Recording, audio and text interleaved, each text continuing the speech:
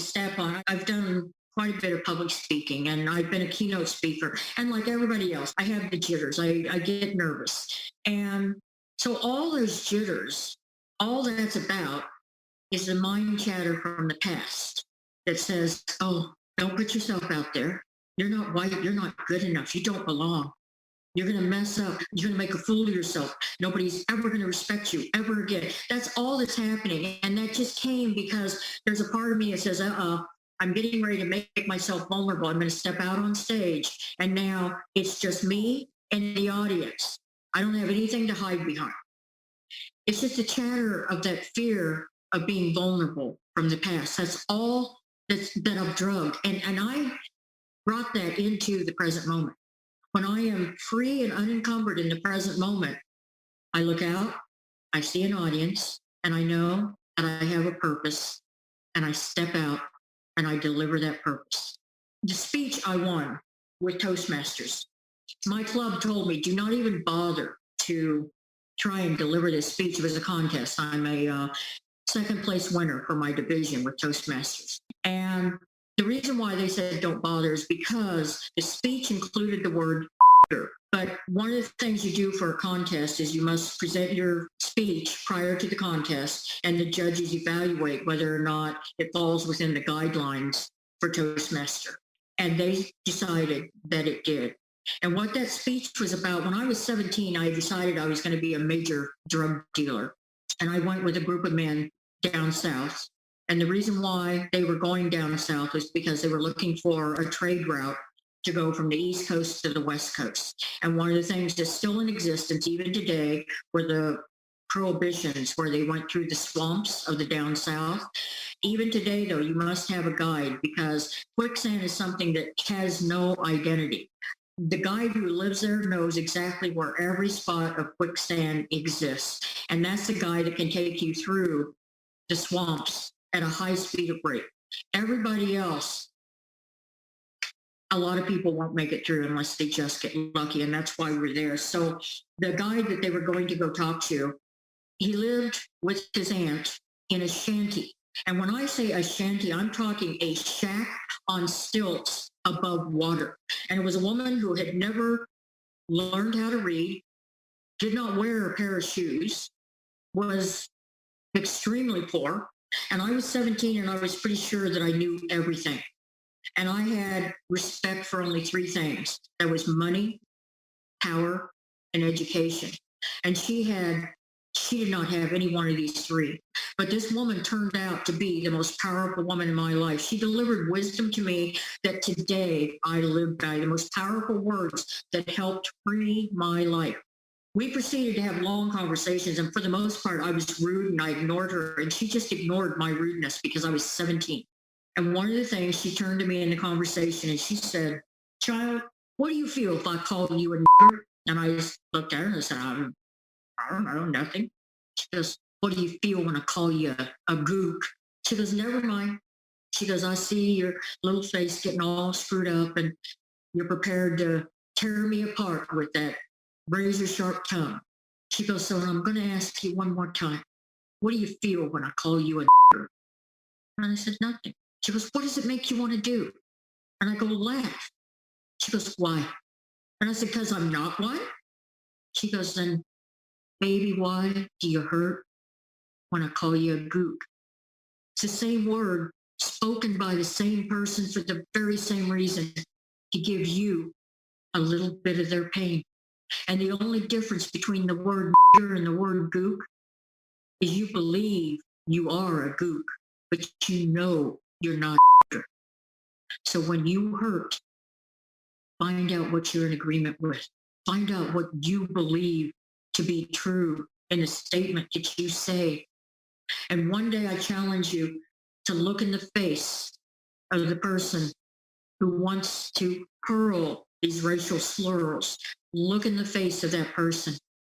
And she goes, "And the God in you, that compassion is going to well to the surface and you'll see them without any defenses. And what you're going to see is somebody who is broken.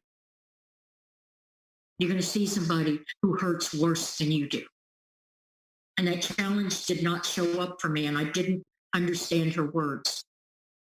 the final words that she said to me was the words of wisdom that made a huge difference when I stepped into presence.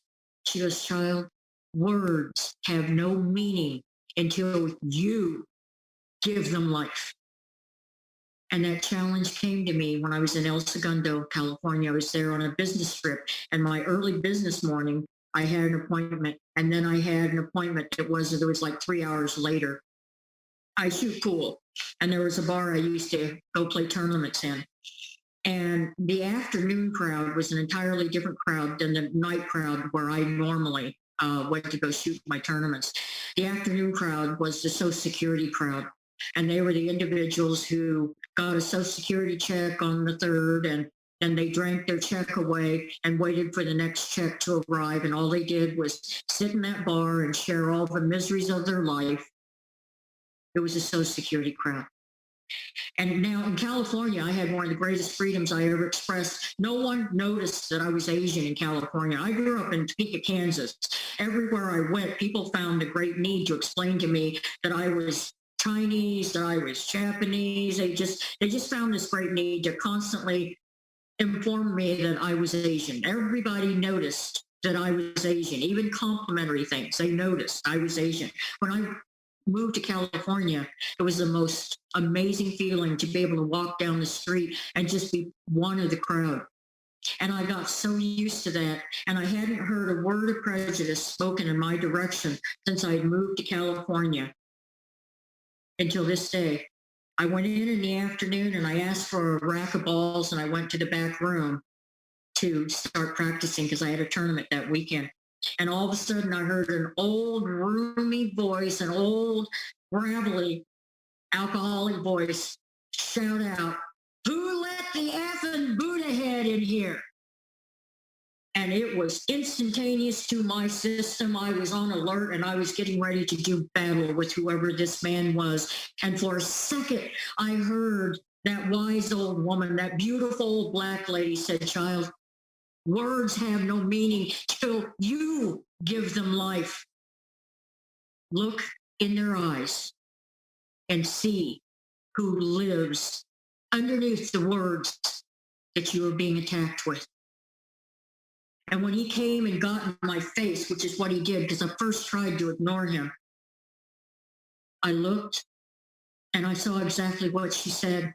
I saw an old man full of broken dreams that knew he didn't have any dreams left for him, that this was it. This was all that life was ever going to be. I saw a man who saw himself as an absolute failure. I saw a man who had never experienced anything in his life that he treasured or wanted to hold on to as a memory. I saw a man full of misery and pain. And in that moment, I was freed for the first time ever of all that anger, the pain, and then the anger that came in to defend the pain because somebody was going to once again tell me there was something wrong with me because my face did not look like theirs. And in that instant, when I understood the depth of the wisdom that she had given to me, I got it. He can't hurt me. There is nothing that he can say or do that will hurt me. And I turned and I looked at him and I said, "I am so sorry. Are you speaking to me?" I shocked him so severely, he literally jumped up and leaped back. And I think it was because I speak English so clearly, and his expectation was that I would not do that. And so he stammers and he stutters. And then one of the things the lady told me, she goes, "Child," she said, "there's going to be a moment that if you do not give him the power of giving you pain, there's going to be a moment that you will see clarity in their eyes, and there'll be a moment that they will respect who you are.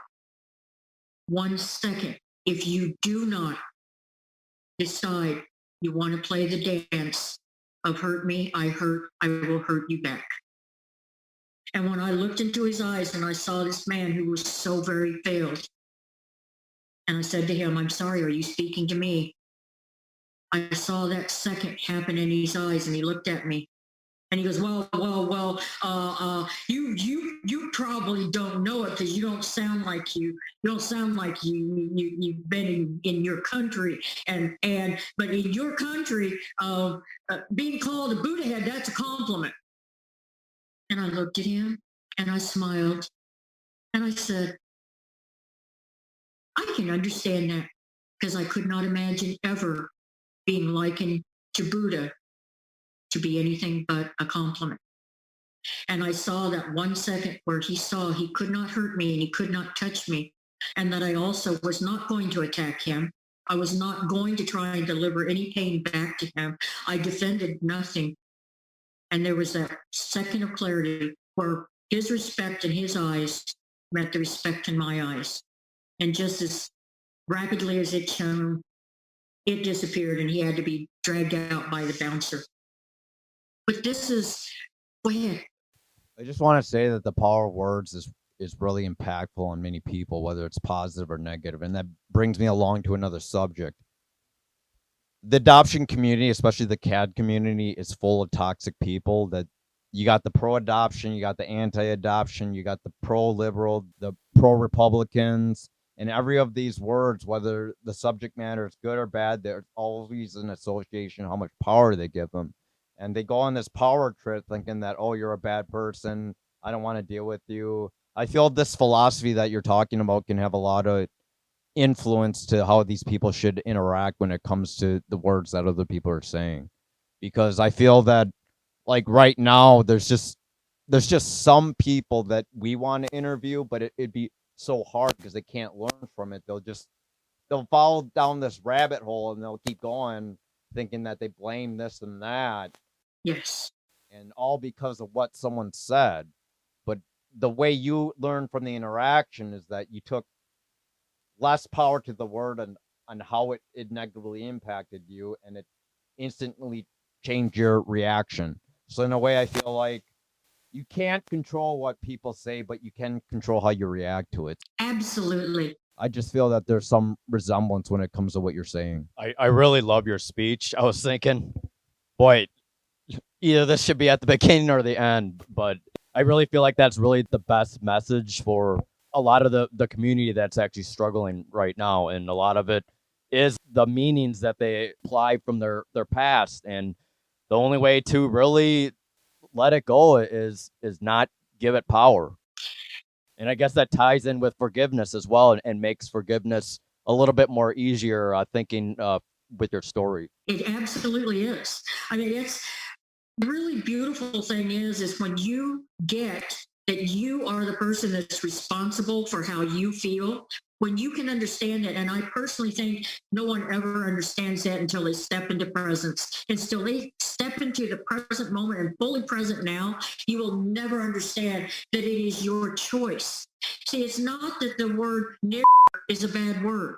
It's the way everyone used it. Nigger meant nothing more than a laborer. That's all a nigger ever meant in its pure dictionary sense. I hate seeing people say, let's eliminate these words. I say, let's teach everybody how they can be okay with however anyone uses these words. You can have any opinion you want of me. There's several people that are in our CAD community, and they don't want an association with me because I don't have a degree. I don't have the education. I don't have anything that says that I should be good at what I do. But I want to put a but to that. You seem to have a lot of experience. And I really feel like experience sometimes matters. Experience can trump your degree. It does. I ask everybody when they say, well, why wouldn't I want the guy that, has the alphabet behind his name? Why would I rather go talk with you? And I said, well, if your child is lost in the Amazonian jungle and you've got a choice, you can choose the guy that has the finest Harvard education. He has read every book there is known to man on the Amazon jungle. He has the finest equipment and as much money as he could ever possibly need to take a safari into that jungle. You can choose him, or when you go visit the village, it's right outside of the jungle where your child was lost, and all the people in the village point to an old man in his burrow, and they say, that guy makes 40 trips a day in and out of the jungle. He knows it like the back of his hand. That's who you ought to hire to find your child. And I always ask them, so who do you want to hire?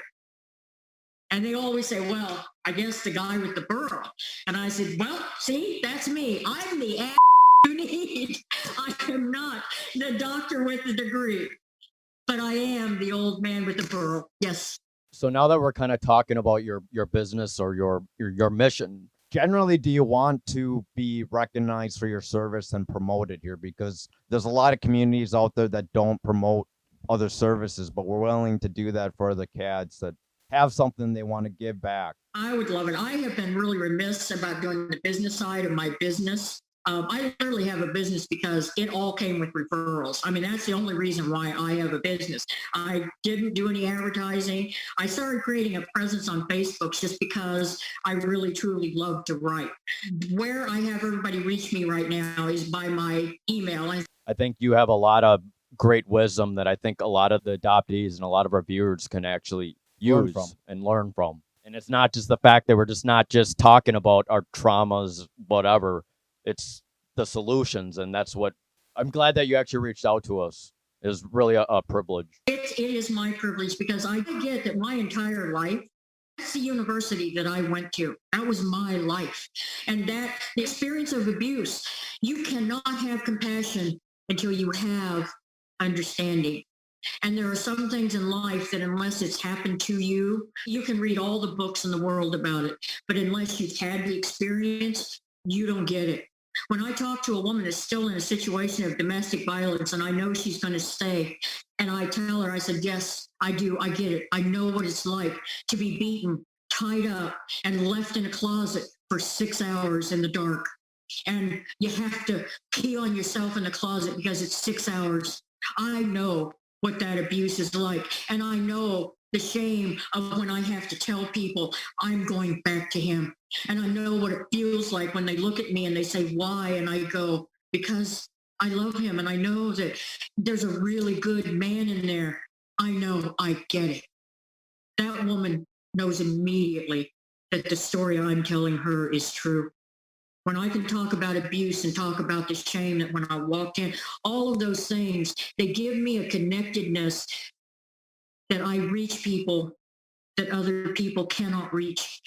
It sounds like with how you actually, I don't know if you could call it treat or help a lot of these people, it sounds like you have incredibly a lot of compassion and most of all patience, because I think even with me, if I was dealing with someone that I was trying to help and they end up going back to someone that I feel like is a bad person, you actually kind of understand it, and rather than react, you kind of, I guess you just let it happen and hope that the person can make the right choices for themselves.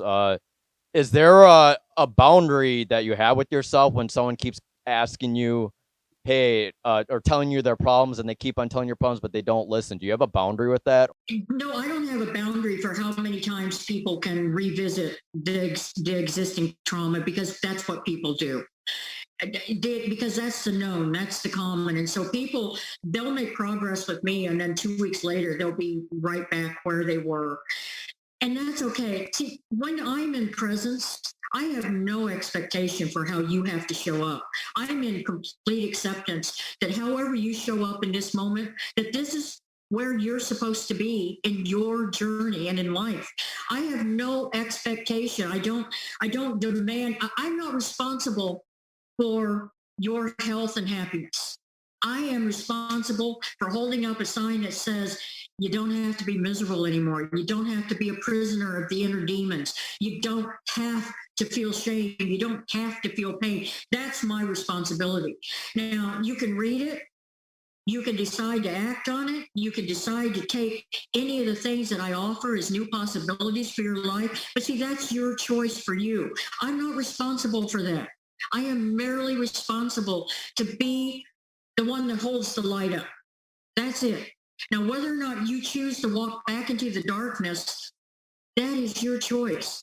Everything in our life is our choice. And when you hear someone say, I have no choice, that is somebody who simply doesn't like the choices in front of them. We have a choice everywhere we go.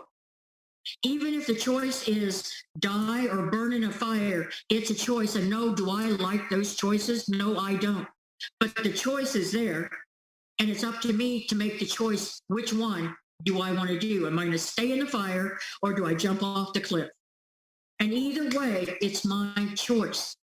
Everything in life, empowerment is knowing that everything is your choice. Empowerment is saying, I don't give you permission I'm not going to dance codependency with you. Simply because you have a bad opinion of me doesn't change my opinion, doesn't change who I am. If I walk out on stage and I watch and I look at the camera afterwards, the film of it, and I notice I have a big old booger hanging from my nose and it's been there the entire time that I spoke, it has not changed the content of what I said. It just means that there was a booger in my nose that I did not know I had at the time. I am not mortified. I am not less than. Nothing that I did was diminished because something showed up that might be an embarrassment. Empowerment is the fact that you realize you have the ability to choose in every circumstance, in every situation. Presence is what allows you to see what those choices are. You really mastered your emotions, really self-master, and I really think that's really almost. I really think that really has benefited your life and made you the powerful transformative change. I was curious, are you familiar with Tony Robbins? Oh, yes. I read one of his books. I think it's Awaken the Giant Within. I thought some of the stuff that you talk about, the power of thought, it kind of reminds me of that a little bit. Oh, I've done all of those seminars. Every one of them. I can give you a long list. There's somebody else that I really liked as well, and that was Dale Carnegie is also a big one. I don't know if you heard of him. Oh, yes, he was. And somebody who and I did all the training for salespeople. Wayne Dyer, I don't know if you ever heard of him. Wayne Dyer, yeah, I heard of him. Yes. And so, but The Erroneous Zones, that was his first book. And do you know that everybody says the exact same thing? Everybody that you've named, we're all saying the exact same thing. Yeah. We really, truly are. Nothing new has been invented. It's just that each of us have our personal spin on the truths that we have learned for ourselves. Have you heard of the book? The Magic? And do you believe that your thoughts create your reality? I absolutely believe that. And have I heard the book of the Magic? I think I have, but I'm not certain of that. But yes, your thoughts create everything. The third piece in the seminar, I used to do seminars and they were in 3 parts, and that was life with trauma, life after trauma, and dreaming into reality. And the dreaming into reality, what people just do not understand is that you literally create your life, and you create it by what you believe to be so. So when we talk about dreaming, most people, they limit their dreams to whatever it is that they can create. That is not a dream. There is more than enough in the universe for everyone if we wish to have it. There is more than enough there. So the book I'll explain, it's all about gratitude. Do you feel gratitude is really important to find success in your life, or? Absolutely. Absolutely. The moment you start moving into a place of resentment and hopelessness, gratitude is your ticket back to presence. Because if you can stay in gratitude to start saying, okay, right now I don't feel like I'm grateful for anything, but the reality of it is I am in a warm, safe place. Let's play as a devil's advocate. So I know there's people watching this video, especially the ones that suffered a lot of trauma. So I guess they'll say, so you're saying I should be grateful that I was raped, I was abused. What is your response to people like that? Well, I'm grateful. You don't need to be grateful. It's up to you. But see, I'm grateful because had all those things not happened to me, I wouldn't get to do what I love to do. You can wake me up in the middle of the night and ask for a coaching call. I don't need a dress rehearsal. I'm there. I'm present for you. I hold the space of whatever it is that you're needing in that moment. I will hold that space for you. And that's what I'm called to do. None of this would have come about had it not been for the rapes, had it not been for the sexual abuse, had it not been for the abandonment, because I'd have no inkling as to what that really means, the depth of that, the power that it has to hold you prisoner for as long as you allow it.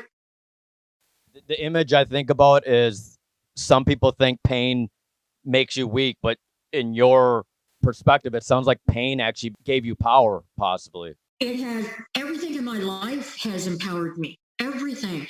When my husband died, one of the things that really showed up for me is that he died 2 years actually after he got saved, he found God, and he died sober. That's amazing. That must make you feel really good, I would think. And I do, because that was that he wanted. But I really was challenged with God, because why would God not allow him to have more life? He only had 2 years in his entire life.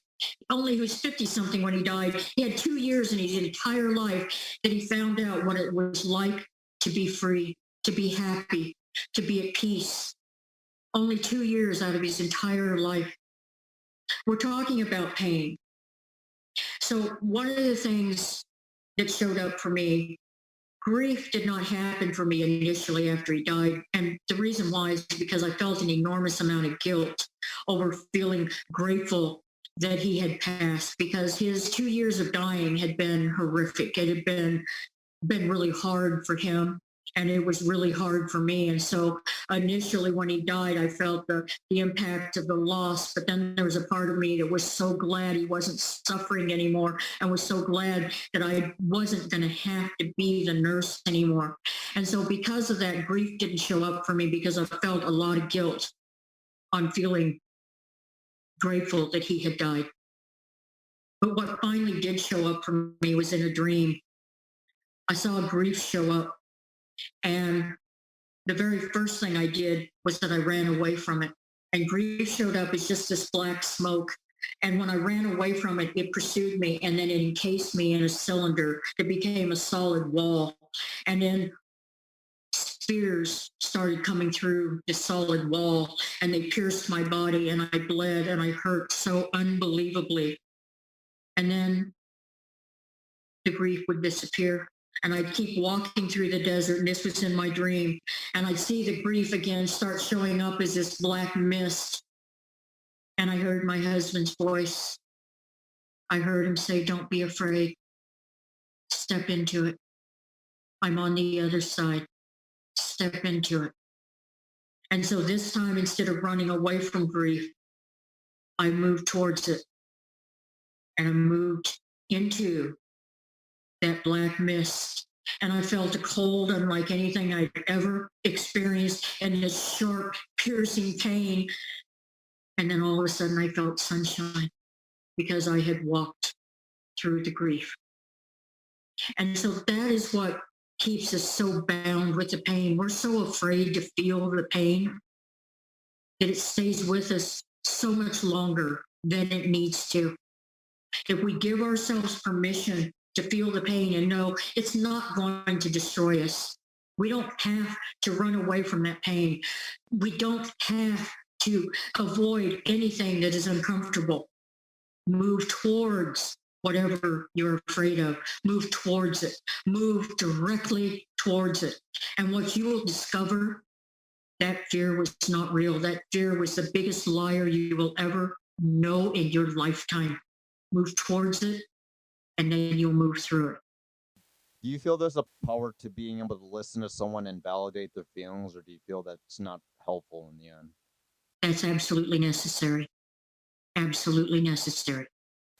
Do you feel that actually helps reduce their trauma? Because I feel like maybe people just come to you because they want someone to listen to you and just let them know that there's someone there. My feeling is the biggest role that I play for my clients, I become the parent they wish they had had. And that's the parent who's without judgment. That's the parent who loves them because they breathe. That's the parent who knows that they are amazing and sees a future of somebody who's incredible and successful and wonderful and peaceful and happy. And for nearly everyone, there's that space where they just need to be heard. They just need somebody to say, You matter so much that I want to hear everything that you have to say in this moment. I feel that's so critical when it comes to the role of mental health, because I think people commit suicide is because they feel there's no one that's listening to them, Exactly. or their judge that say, hey, you get over it. That's probably the worst thing to tell someone, is their advice. By telling them get over it, it's probably the worst advice you can give someone. They just want to be heard and listened to see that you understand what they're going through, I feel.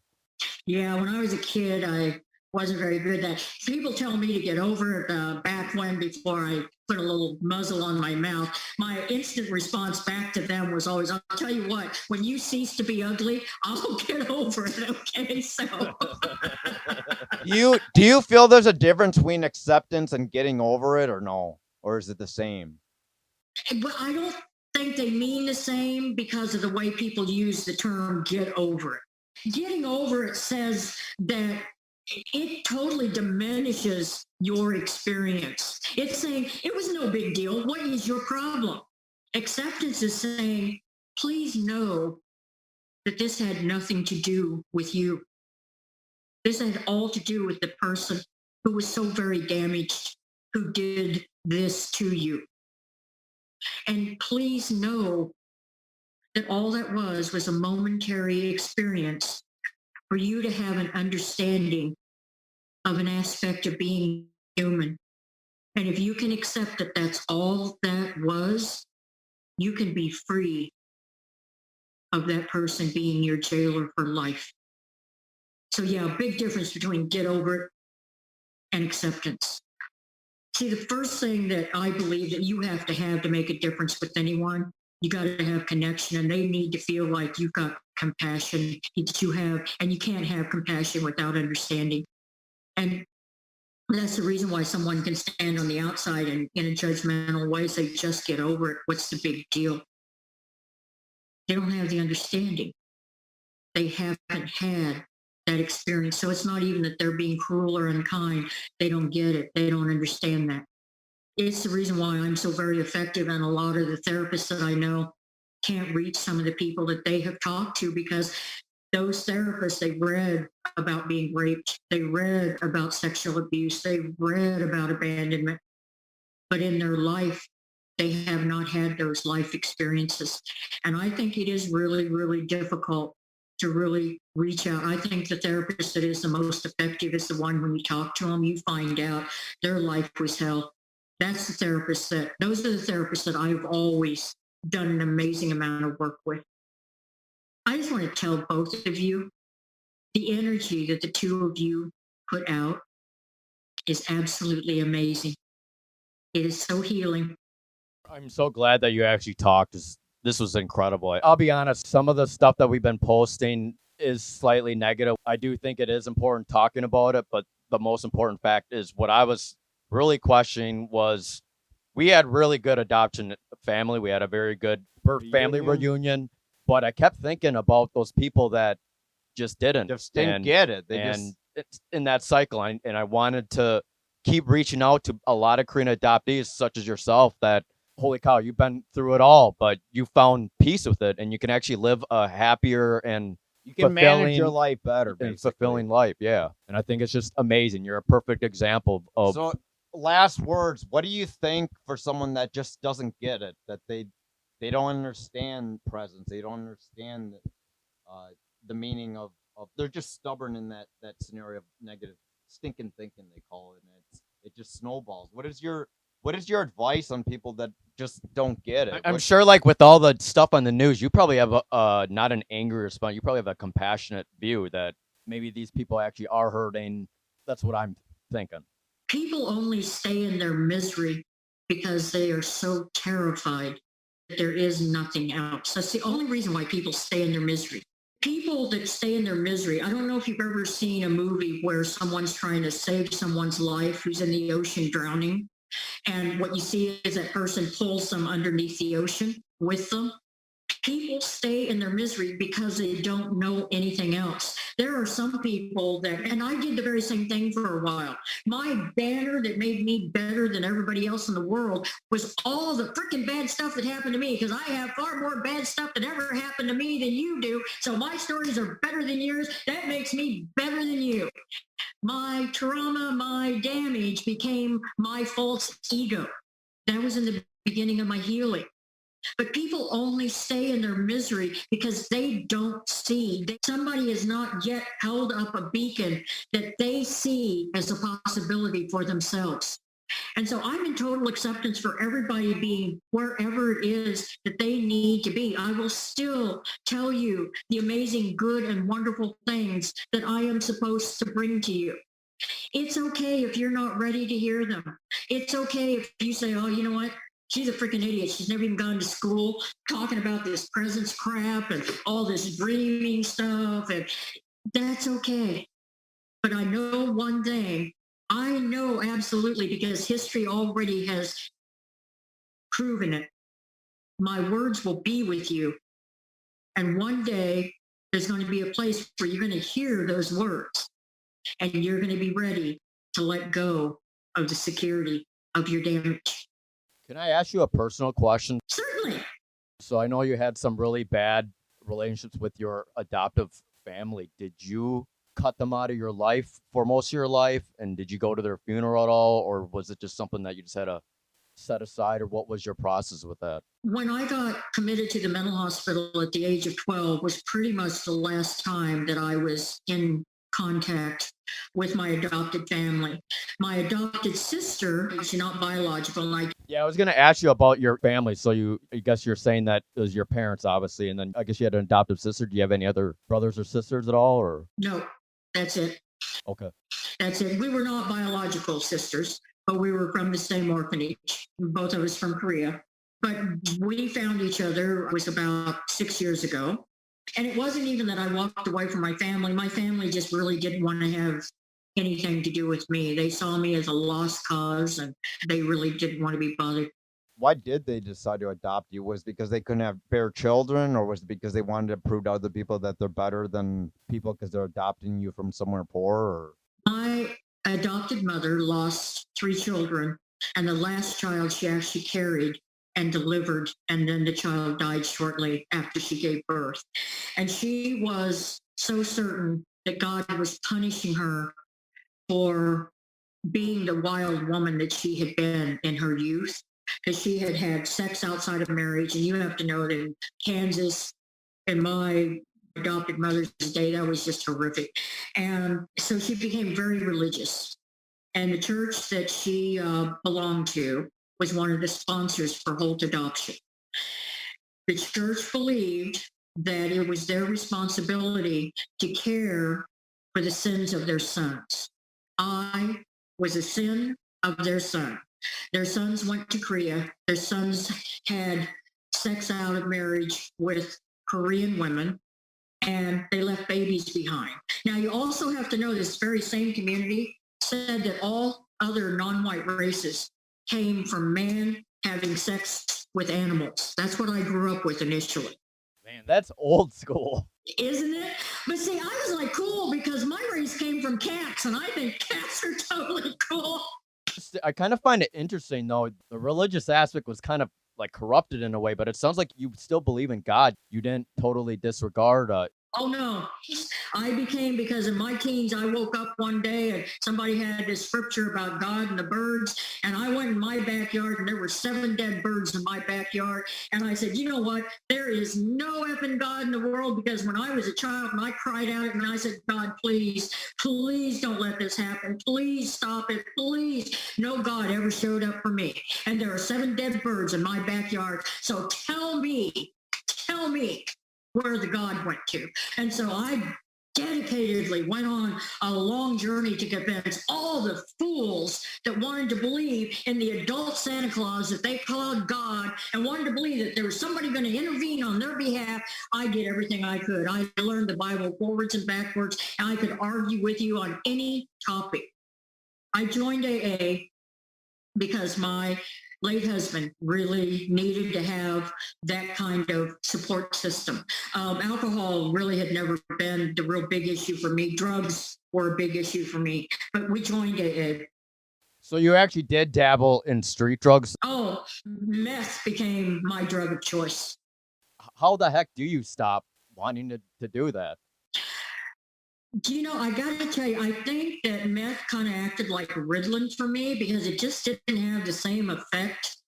Called it. They say that when you have like ADHD or something, because most people when they do meth, they're supposed to like get all wild, but you get more calm. It sounds like you became more calm too, or Yes. okay. It did. It had all its negative and bad effects as well. But my experience for me wasn't the way other people experience it. It actually made me feel even.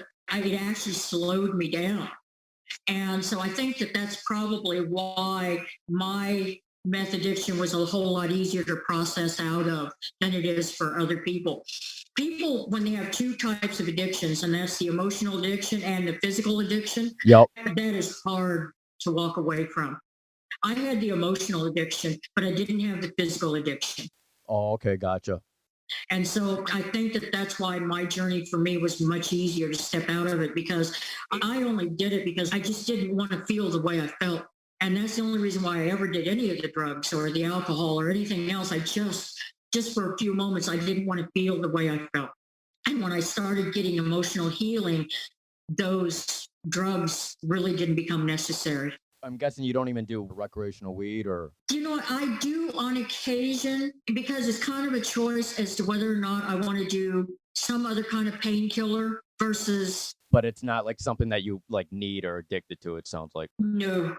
you're able to free yourself of all the substances. No, I absolutely believe it has wonderful medical benefits. I absolutely believe that. I've got friends that went through cancer. I have friends that have all kinds of arthritic conditions that are extremely painful. It's supposed to help people with autism too, I heard. I think that it has a lot of benefits. I don't know personally about the autistic benefits. I can see where it would. It's not my favorite. For me, I use it for sleep and for pain, but primarily for sleep, because sleep has been something that has always eluded me. I've struggled with sleep my entire life.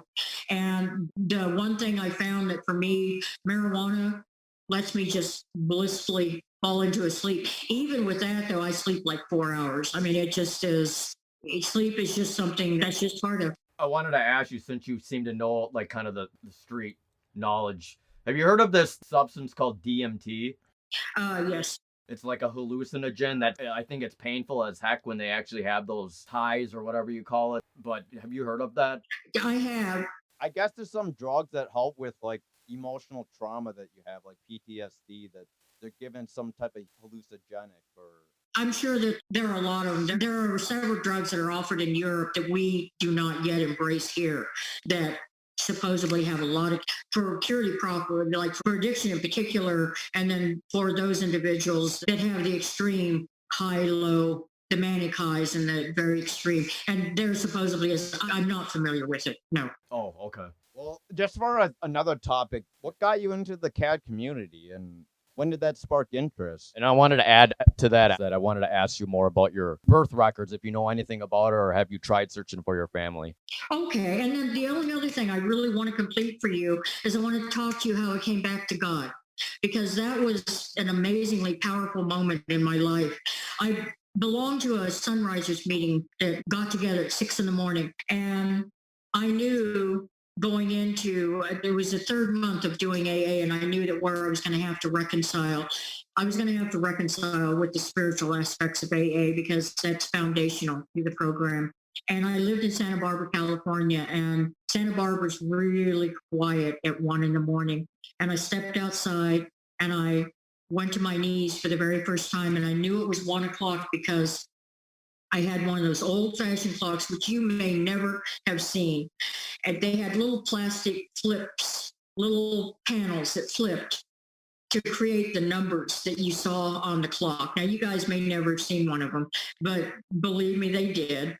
And when those little plastic discs would flip, they made a noise. And when it was really, really quiet, you could really hear the click of the noise changing time. So when I heard that click, I looked inside and I saw the clock and it was 1 a.m. And I told God, I said, God, if you are real, I need a sign. And I promise you, I will dedicate the rest of my days to knowing your truth if you give me this sign. And the next morning, I went to the AA meeting, and a man walked in who looked pretty much like a homeless human. And he said he had a burning desire and asked if he could lead our meeting. He steps up to the podium and he says, "Good morning. My name is John. I hope you will forgive my disheveled appearance. But every now and then, my God sends me on a mission." And last night at 1 o'clock, and before he could even finish what came out of his mouth, I knew this was a sign that I had asked for. But he completed, and he said last night at 1 o'clock, my God said, "Be at this meeting because someone here wants to know if he is real. And whoever you are, I am here to tell you God is real." And he pauses like he can hear something. And he said, "And God wants you to know that he waited your entire life for you to come back home."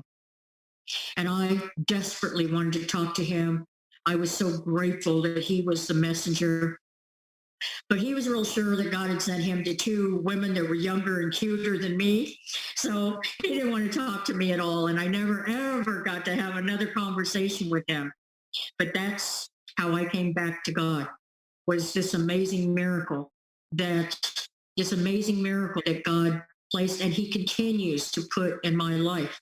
And one of the things that I had to reconcile with God was that how can sexual abuse happen, and how can an innocent child, how can I cry out in the night and beg you to please stop this from happening, and how can you not hear me and answer me? And again, God answers things for me in a dream. But what I got to see was that God gave man free will, and that free will was so complete. It was free will in only the way in which God can allow it to be. And that free will was an understanding that man got to choose his destiny, and that every choice that man makes creates a consequence. And the choices that man has made through the ages to move towards sin and away from God brought molestation into the world, brought beatings, brought war, brought murder, brought all these horrendous, horrific things that we do to each other as humans. And all of those actions God allows because he gave man free will. And with that free will, he then also gives us that opportunity to choose him, to step back into the presence of God. I have never regretted making that choice. God is as real to me, and know that when I talk about a spiritual experience, religion is ritual. That is a human's idea of how we're supposed to powerfully speak to God. I will tell you, my relationship with God, it's a one-on-one. I talk directly to God and God talks back to me. Most of the time he talks to me in dreams, but God answers every question I have ever placed towards him. You actually kind of remind me of a minister. Have you ever thought that you wanted that kind of job? I have had the call for a long time and I've just kind of resisted it. I bring it up because there's this pastor in Minnesota that's kind of looking for someone to lead his kind of group. And I was wondering if that's kind of your background or not, because otherwise, I don't know if you two want to connect. His name's Pastor Park. He's pretty well known. I'd love to. Okay. Yeah, go ahead with your story. Well, no, you were asking me how I came into the CAD community. Yep. Through Gide. One of the ladies that I jointly moderate the Awakened Empath Facebook page, her name's Kim, and she is Korean. And she really went on this strong desire to connect to Koreans. And so she did that. So she joined all these different groups, and Derek, I think, reached out to her and asked her if she'd be willing to come on as a volunteer. And she said, well, I would be, but I think the person you want to come on as a volunteer to do what you're looking for is my friend Sasha. That's how I got connected to the CAD community. She put together a Zoom meeting with Derek, and we did an interview. And Derek Fisher? Yes. Sounds like you were involved with Gide then, right? Not involved. All I did was volunteer, and then they had decided that I was going to do this. They were anyway. I don't know if they still are or not, but they were doing this once a week, like Words of Wisdom or something. I don't remember what it was, but it was a podcast. And Moses Farrell was doing that podcast, and I guess he decided he didn't want to do it anymore, and so he had decided that I would probably be the perfect person to do that podcast. That's how this all came together. And everything after that has just been wherever it is that I see that I think that there's a benefit to me and to the other person, I reach out, or actually most of the people have reached out to me. But you guys, you got to know, I adore authentic, unique human beings. So I do. I just want you to so get how awesome and incredible I think you are. Yeah, thanks. We really appreciate it. Because there's no lonelier place in the world to be than to be the person who's not just like everybody else. There really isn't. It means you are powerful creators. It means that who you are in the world is going to be somebody that makes things happen. You're not just standing on the sidelines going, somebody ought to do something. The most fabulous thing about you is the fact that you had the courage to be what occurred to you in that moment. I adore and admire you. So That's greatly appreciated. I'm really glad that you think on the other side that we're actually just decent human beings. That's really what my whole shindig with all of this of why we do this is just we like creating and we like experiencing and we like listening to other people's stories. yes. And it's important. A lot of adoptees and people in general dealing with suicide, I really think it's important to talk about it, even if it's difficult. Absolutely. I really think connecting with you, especially during the COVID times, it's just a perfect time to do it. And as long as people want to keep talking, we'll keep on doing it.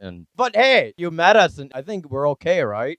You are absolutely okay. You're not only just okay. You guys, I want you truly to hear the incredible. Your auras are just beautiful. You have love and compassion. It is so a part of who you are. And for anybody who's not afraid of their own shadow, they will so see who you really are. You can't be afraid of your shadow because that's why I really feel like people cut it. Yep. I don't know that's been always our thing. Yep. You just can't be afraid. No, and that is, and you know that you are leaders, you are change makers, you are light bringers. And so everything about you is wonderful and awesome. And you're doing this at this young age. To see compassion and caring in young men your age, it's one of the rarest, most beautiful things that I can bear witness to. So you will never please all the people all the time. Yo. Just never going to happen. Based off your wisdom, you said you can't let those words control you. No. See, I just know I answer the call that's within me, and I know it's the right thing. Is it right for everyone? No, it isn't. And that's okay. It's right for the people that it's right for. And those are the only people that I have any concern in reaching. Whoever it's right for, I'm here. If I am the wrong thing for you, pass right back any of my posts. Just go right on past them. Don't bother to see a single interview. Don't read any stories. It's okay. It is absolutely okay. We all have messages from different perspectives, and it's okay. But you guys are really awesome. I really love to connect these Koreans that are people that I think would fit with each other, and that's what I'm seeing right now. Well, and I really, truly appreciate that. And more than anything, though, guys, I hope that what you really get is that you were called to do what you're doing, and you were one of the few who had the courage to step up and say, I am here. And I want to acknowledge and applaud you, no matter whatever negative thing you might hear from anywhere else. What I see is the pure spirit of who you are, and who you are is love and compassion and concern and a willingness to make that happen. But no, you guys are awesome, and I'm just absolutely proud to be part. And when I told you, it was very true. What I see is that we are a conspiracy of healing, and that's what we're all about. And there's 1,000 different ways in which to approach a mountain, and there's some for everybody. And so we don't have to worry about the haters. Just keep on doing it. Yes. As long as you enjoy doing it, that's all that really matters. That is. It's not about the viewers. It's just as long as you just keep on doing it. And I really have a passion for Yep.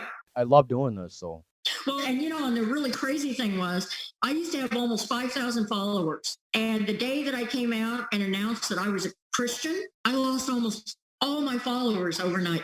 really, Yes. I think I have something like 2,000 followers now. That doesn't make sense. You believe in God, so you're not Christian, or is there a difference that you see yourself as, or? No, I said that I am a Christian. That's what I did. Is I came out in a post. Oh, that's what made you lose followers. Yes, Oh, yes. And I came out in a post and said, and I did so because one of my clients, she's been a Catholic. Her entire 17 generations of her family have been Catholics. And she was devout. And I mean, she was a Catholic that was in church every day. And she had to deal with a visiting priest molesting her son. And all of a sudden for her, the entire world fell apart because her life was her children and her church and her God. how'd you help her tackle that challenge with such conflict between God and? What finally reached it for her was an old Zen quote, and I don't know who said it, but to remember the finger that points to the moon is not the moon. And that's what resonated for her, an understanding he was one man in the church. he's not every priest. He is not the church. He is not God. He is not anything except one man that had a moment that was pretty ugly. And so all your focus, this is when you now really need God and you need the church and the support that you have. That is what reached her. But what she really asked of me, and she said, well, if you believe so devoutly in God, how come every post I've ever read, I really have never heard God mentioned in your posts?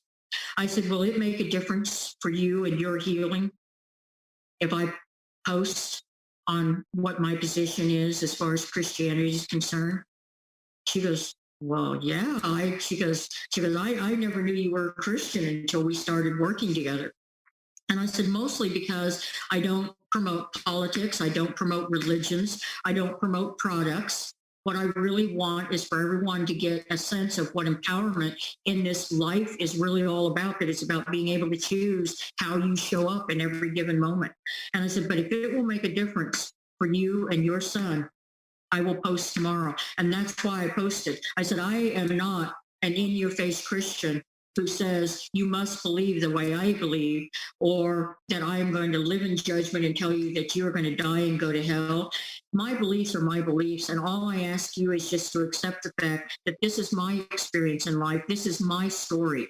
You can read it, you can agree with it. You don't have to be present with it. You can decide to never listen to me again. But yes, I am a Christian, and I am a Jesus-believing Christian. So it makes me like one of those Christians.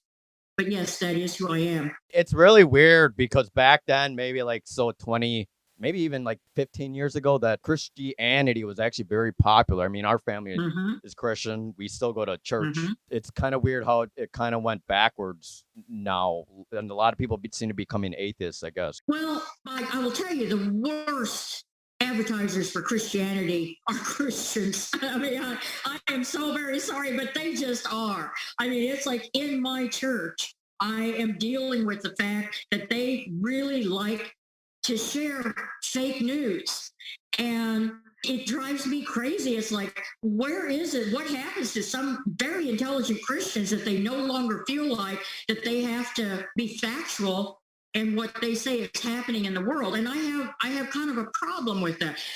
I have a problem with the in-your-face Christians that feel like that they must jam down everyone's throat. I am a Christian, and this is the way you ought to believe also. People talk to me about Christianity voluntarily, because what they do is they see something in my life they want. And all of a sudden one day they'll ask, what's your spiritual beliefs? They will ask me. I don't chase people down and judge them and start screaming at them, all the blood and guts that came out of Christianity.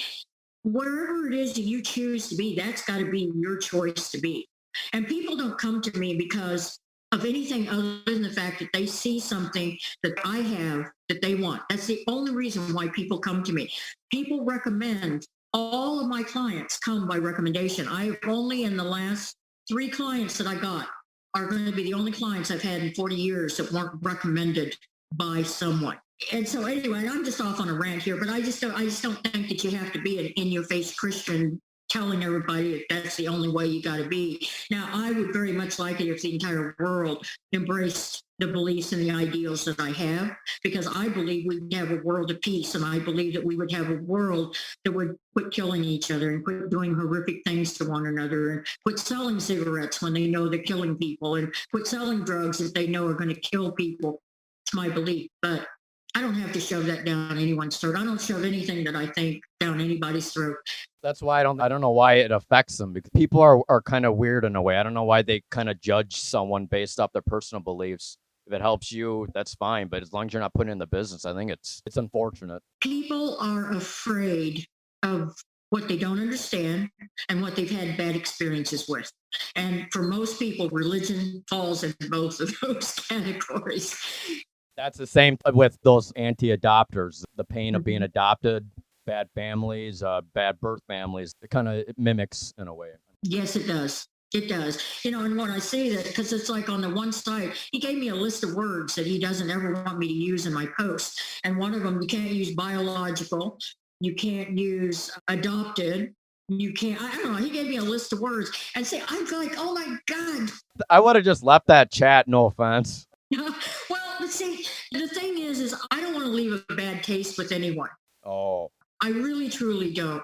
And so, because the person that I disrespect may be the person down the road tomorrow that needs to have a conversation with me. And if I've disrespected them in the moment when I last spoke with, they're never going to reach out to me. And so that's all I did is I told them, I said, you know what? We just have a different view. And my personal belief is we are opposite sides of the same coin. And I am glad you're in the world doing all the healing that you're working towards. We're just not in agreement on how that ought to be presented. And I wish you the absolute best. I will not post on your site. I wish you the absolute best. I really love that advice that even if you don't agree with stuff, you can still get along. You can. You respect everybody.